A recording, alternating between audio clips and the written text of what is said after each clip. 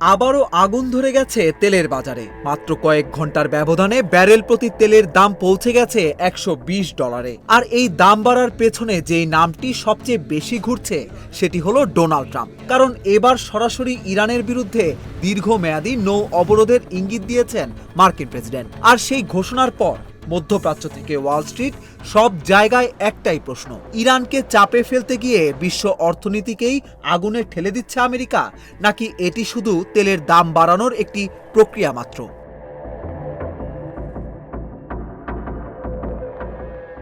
ঘটনার শুরু মূলত হরমুজ প্রণালীকে ঘিরে। বিশ্বের প্রায় 20% তেল এই রুট দিয়েই যায়, অর্থাৎ এই পথ বন্ধ হলে শুধু ইরান নয়, সৌদি আরব, কুয়েত, কাতার, সংযুক্ত আরব আমিরাত সবার তেল রপ্তানি ঝুঁকিতে পড়ে। আর ঠিক এই জায়গাতেই যুক্তরাষ্ট্র নতুন চাপ প্রয়োগের কৌশল নেয়। ওয়াশিংটনের দাবি, ইরানের ওপর সামরিক হামলার চেয়ে নৌ অবরোধ অনেক বেশি কার্যকর। যদিও সামরিক সংঘাতে ইরানকে খুব একটা চাপে ফেলতে পারেনি যুক্তরাষ্ট্র। হোয়াইট হাউস সূত্র বলছে, ট্রাম্প তেল উৎপাদন ও রপ্তানিকারক কোম্পানিগুলোর সঙ্গে বৈঠক করে আলোচনা করেছেন কিভাবে কয়েক মাস ধরে এই অবরোধ চালিয়ে যাওয়া যায়। কিন্তু সমস্যা হলো, এই সিদ্ধান্তের প্রভাব শুধু ইরানের ওপর পড়ছে না, উল্টো বিশ্ববাজারেই আতঙ্ক ছড়িয়ে পড়েছে।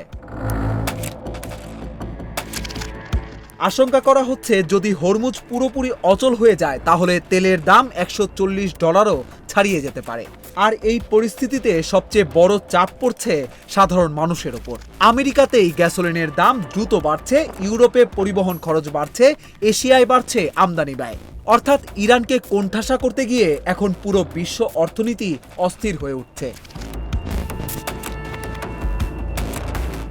ইরান কি সত্যি চাপে আছে? তেহরানের বক্তব্য বলছে না।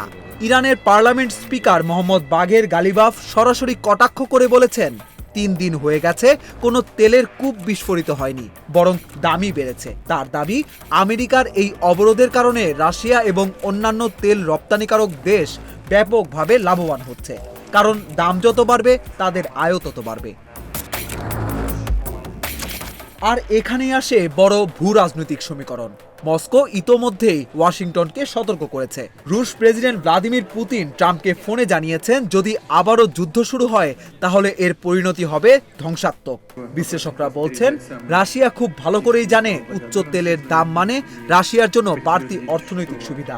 অন্যদিকে চীনও পুরো পরিস্থিতি গভীরভাবে পর্যবেক্ষণ করছে, কারণ বেইজিং হচ্ছে ইরানি তেলের সবচেয়ে বড় ক্রেতা। আর হরমুজে দীর্ঘ সংকট মানেই চীনের জ্বালানি নিরাপত্তা হুমকিতে পড়া। বিশেষজ্ঞদের মতে, আমেরিকার এই অবরোধ দীর্ঘ হলে বিশ্ব অর্থনীতিতে নতুন ধাক্কা আসতে পারে।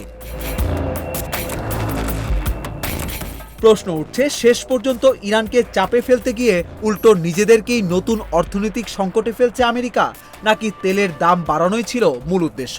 আপনার মন্তব্য কমেন্ট সেকশনে জানাতে ভুলবেন না।